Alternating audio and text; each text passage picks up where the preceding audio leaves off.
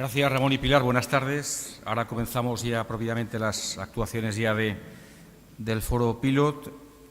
Comenzaremos una conferencia de Rafael Díaz, pero haciendo un sumario de lo que significa la tarde.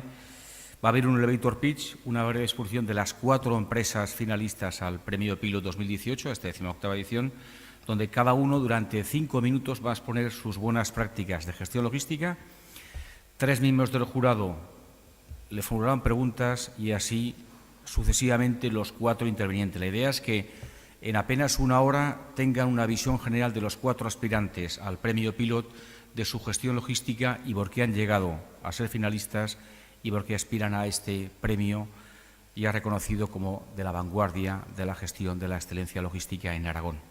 Pero anteriormente vamos a invitar a una referencia, como es Rafael Díaz, que es el director del programa de doctorado del Zaragoza Logistics Center, es director además también de la Summer Academy del ZLC y es profesor de gestión de la cadena de suministro en el programa internacional de logística MIT Zaragoza, que nos va a hablar precisamente de la gestión de la innovación en la cadena de suministro. Con lo cual, Rafael, es tu turno y muchas gracias por tu presencia hoy en Zaragoza.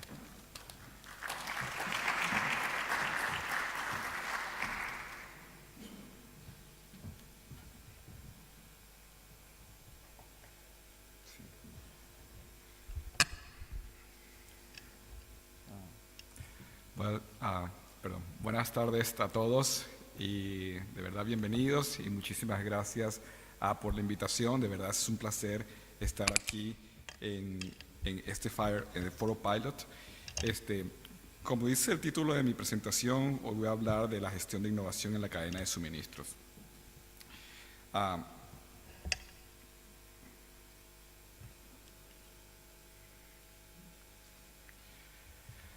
Para empezar, me gustaría introducir un proyecto en que estamos en este momento actuando desde el punto de vista de innovación, analizar un poco la innovación de la cadena de suministros.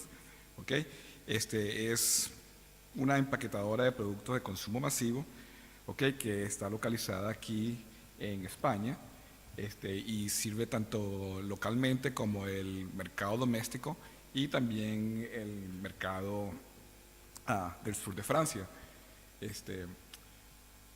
Esta empresa ciertamente es tremendamente exitosa desde el punto de vista de innovación. Introduce productos y los productos son muy bien recibidos por el mercado. Y además de eso, también esto requiere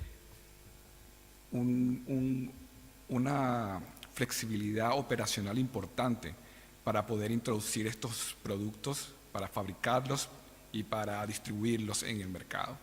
Entonces, ¿qué pasa? Que hay un problema de innovación desde el punto de vista del estrés que estas introducciones producen desde el punto de vista de fabricación.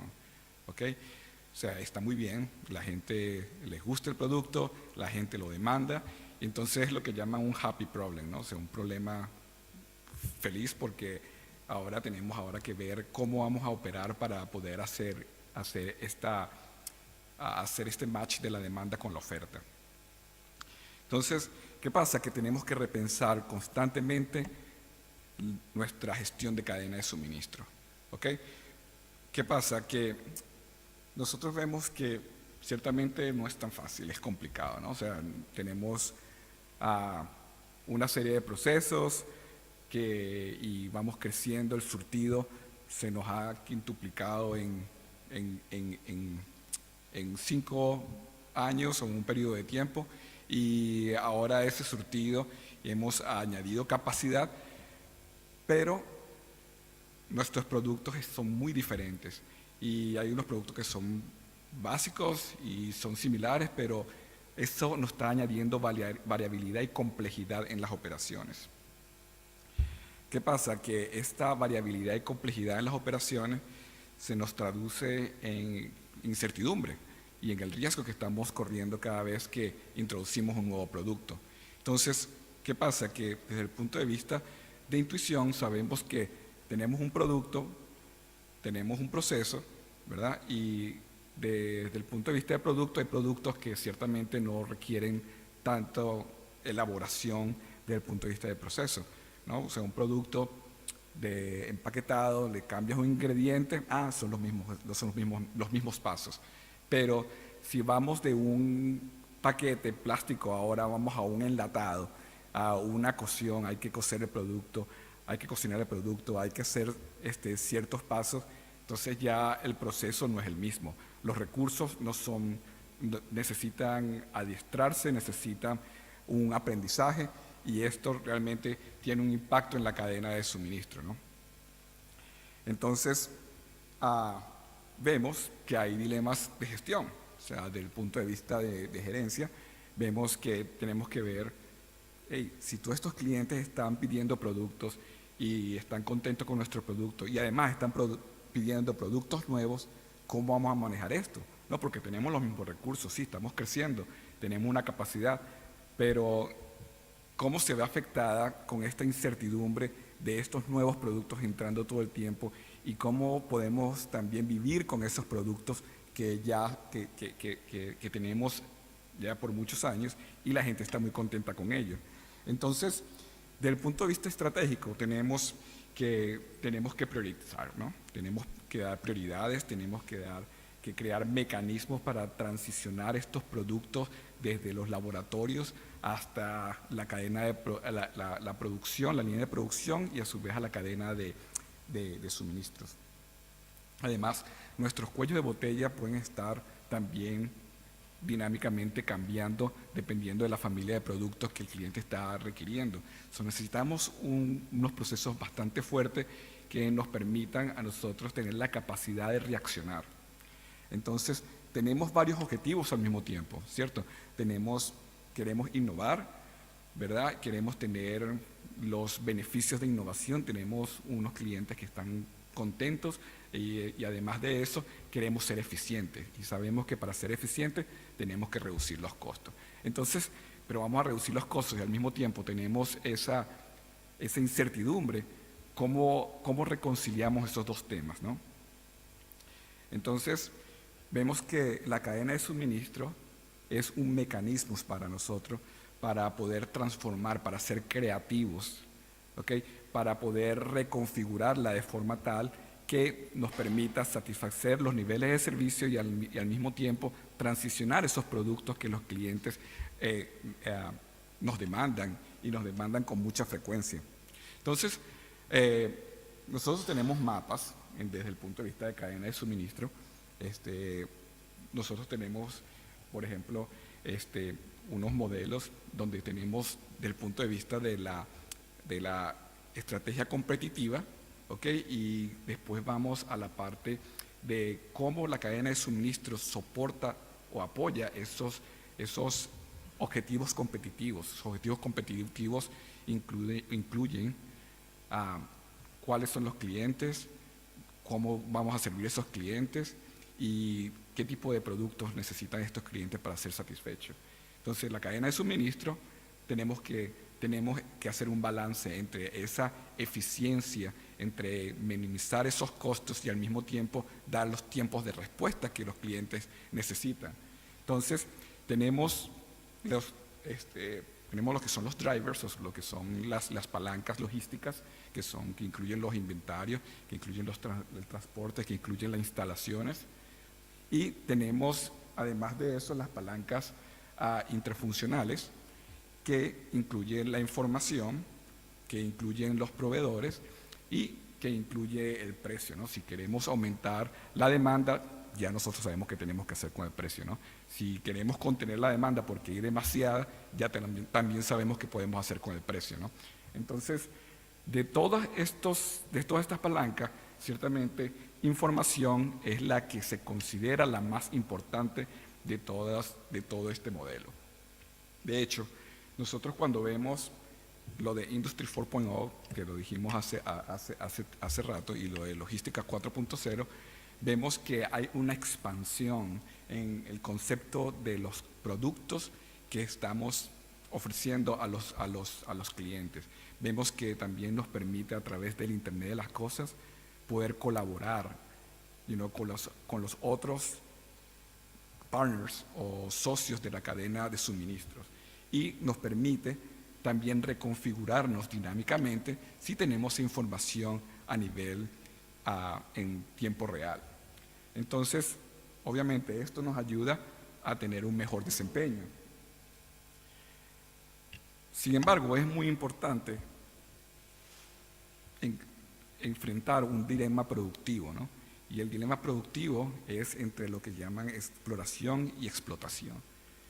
¿Qué pasa? Que desde el punto de vista de gestión siempre tenemos que escoger. Tenemos recursos limitados y hay que escoger. Tenemos que seleccionar cuál es la actividad, cuál es el proyecto que vamos a hacer.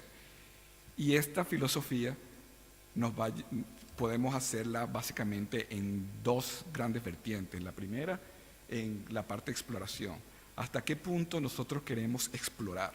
No queremos descubrir un laboratorio que nos permita a nosotros ver, ¿no? Como Henry Ford en 1908, ¿verdad? Que ellos pusieron en la planta un área donde pudieran buscar nuevos mecanismos y así fue que descubrieron la línea de ensamblaje, ¿verdad? Pero una vez que redujeron los costos, inmediatamente pasaron a una parte de eficiencia y ya la parte de descubrir y de exploración ciertamente la aplazaron y se enfocaron más a la parte de reducir los costos y básicamente, como se dice, a ordeñar la vaca, ¿no? O sea, a milking the cow, exprimir los procesos lo más que se pueda y para ello hay que enfocarse a la parte de reducción de costo. Entonces, obviamente eso nos requiere tener una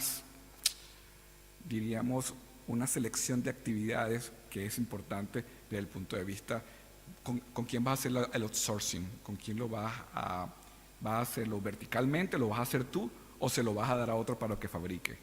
Ese tipo de decisiones son las que hay que tomar.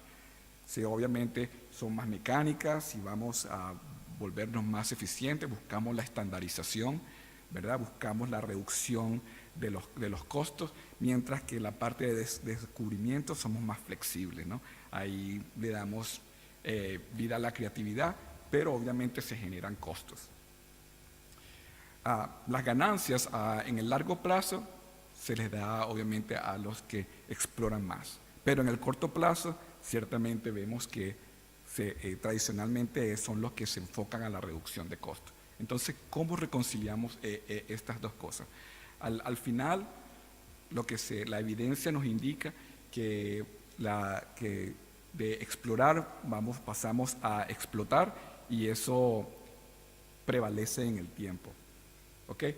Se promueve la organización o la cadena de suministro ambidiestra, que haga las dos.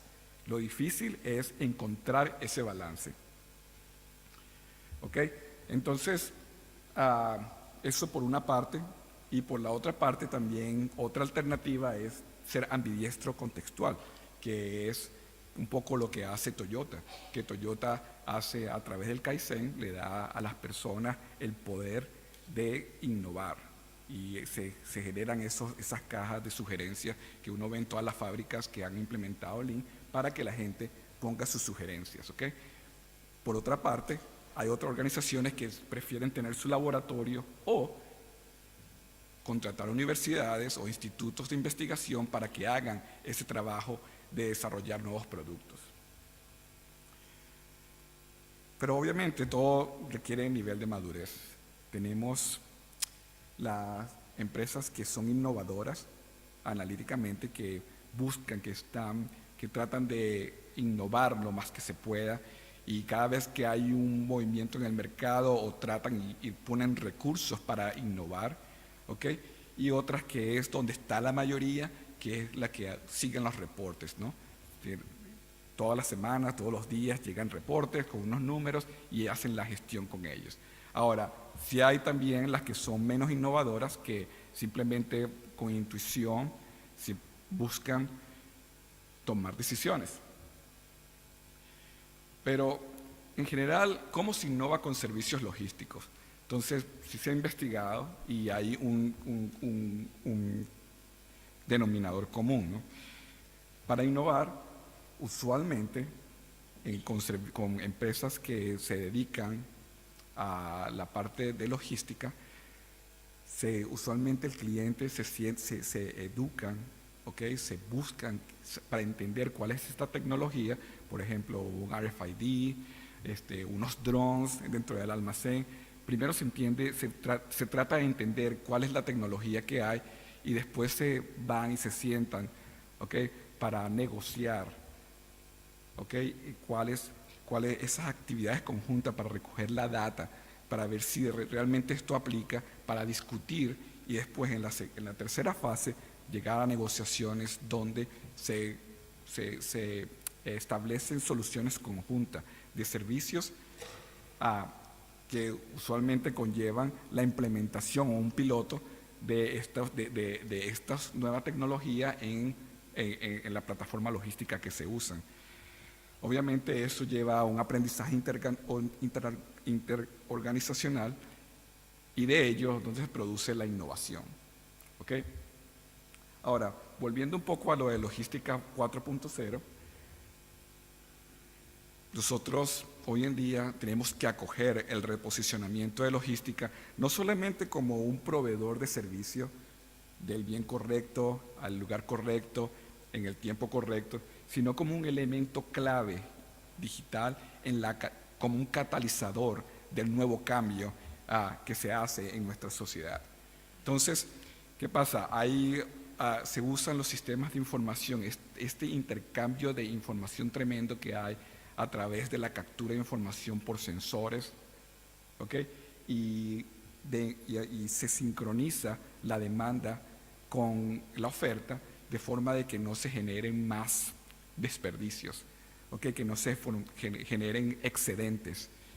Y esto a su vez permite la mejor penetrar y coordinar, ¿okay? La procura, la fábrica, la distribución de nuestros productos. Obviamente esto genera expectativas, ¿no? Nadie sabe o con ciencia cierta cómo la organización del futuro va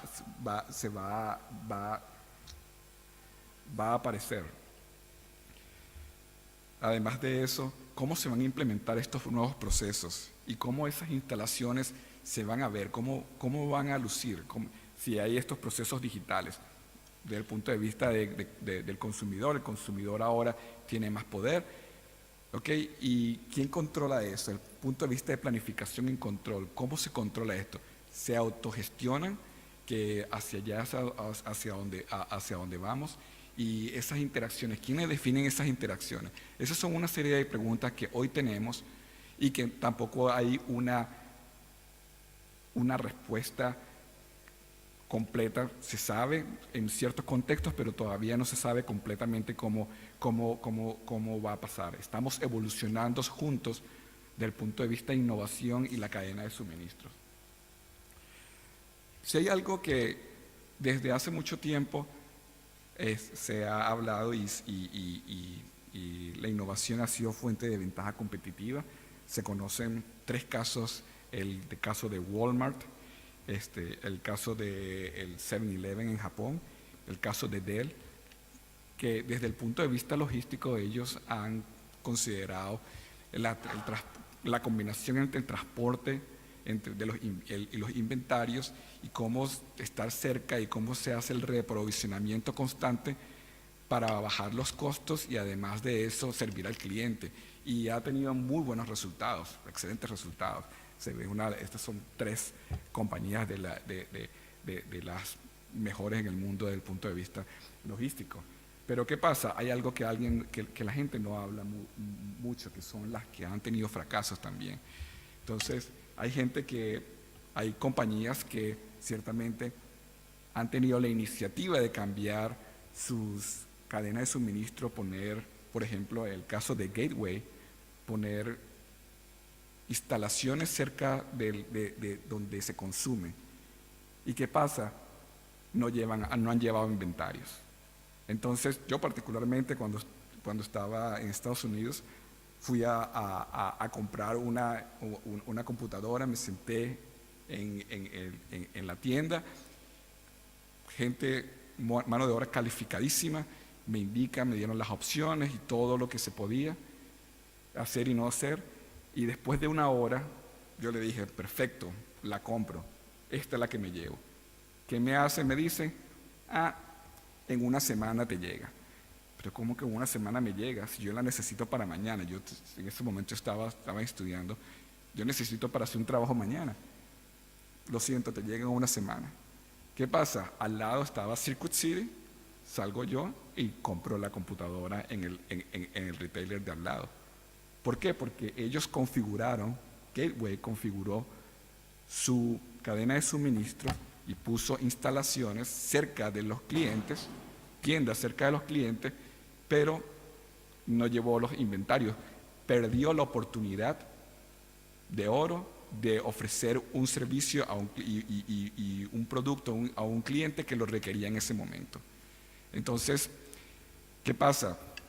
Tanto Gateway como Webvan, bancarruptcy.